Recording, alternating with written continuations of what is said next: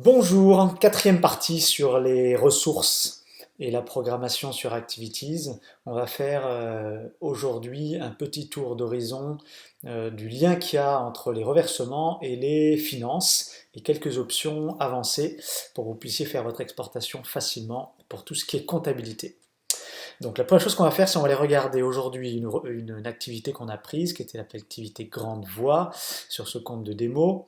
Je vais éditer cette activité. Au passage, vous avez peut-être vu que tout récemment, il y a eu un petit changement d'interface, à savoir que les guides ne sont plus maintenant ici, mais vous les avez juste dans l'onglet ici, ce qui permet de les voir tous en face des reversements, et c'est donc plus facile. Donc nous voilà donc en face des reversements.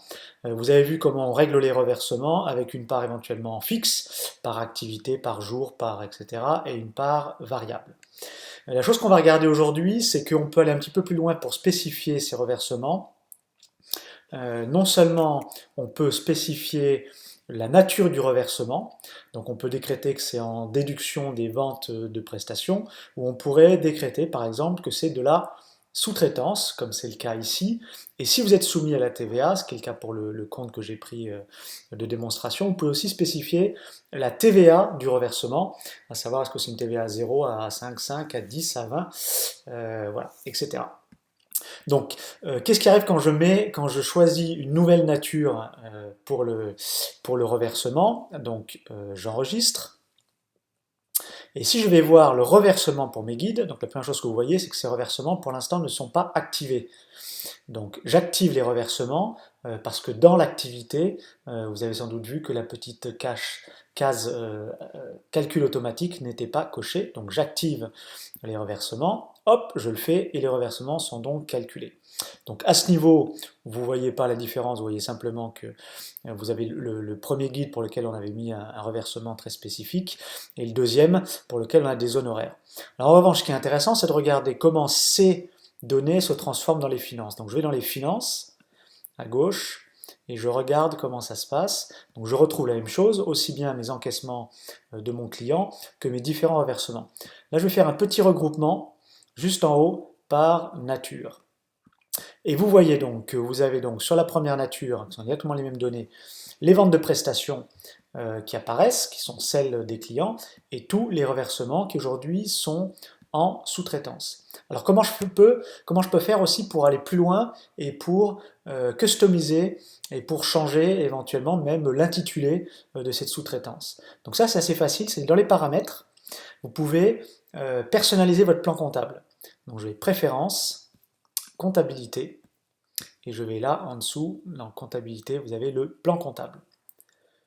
Et donc si vous allez dans la liste, non seulement vous pouvez supprimer un certain nombre de lignes du plan comptable, vous pouvez aussi en rajouter autant que vous voulez, donc comme ça vous pouvez faire toutes les natures que vous voulez, et si je vais voir aujourd'hui les commissions, donc là par exemple j'ai les commissions agents, j'ai un qui s'appelle sous-traitance, et bien par exemple je vais juste le renommer ici, je vais l'appeler sous-traitance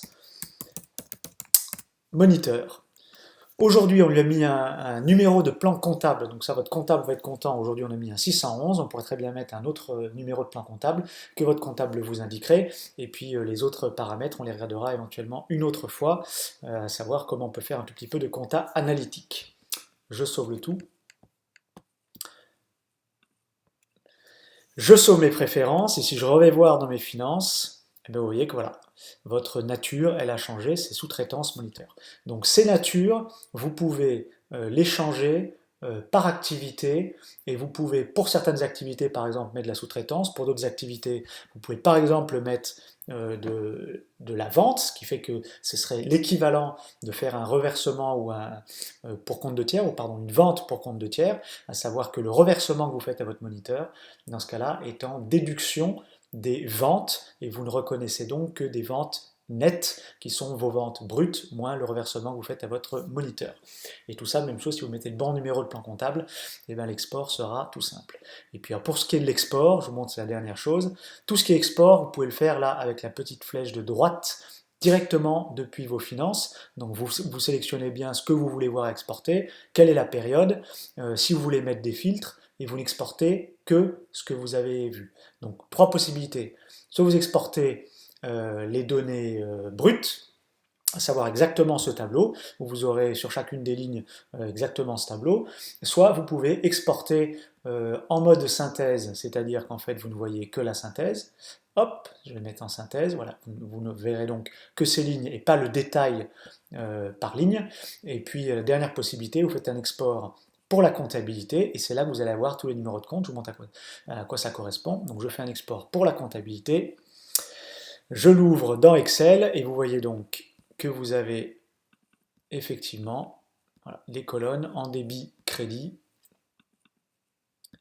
tac, débit, crédit, et avec un numéro de compte qui est un numéro de compte comptable que votre comptable pourra donc réimporter directement dans sa comptabilité. Mais ça fera éventuellement l'objet éventuellement d'un autre tuto. Voilà, c'est tout pour aujourd'hui. À bientôt.